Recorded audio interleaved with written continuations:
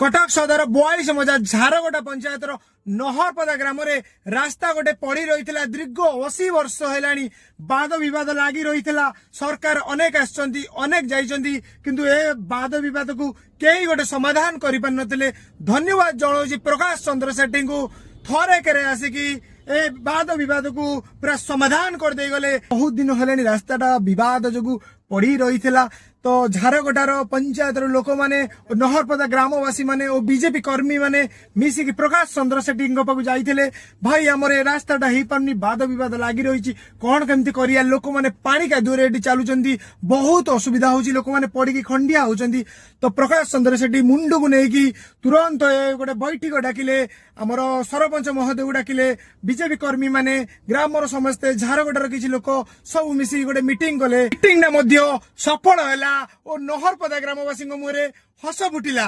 जाऊ धन्यवाद प्रकाश चंद्र सेठी तुमको यही बड़ी ग्राउंड लेवल को आसिकी लोक मानकर दुख बुझिल काम करैल आसिकी आपण जति न ठिया होइतांते नहरपदा माटी रे एही कामटा मध्य चिर दिन पई पड़ी रही था।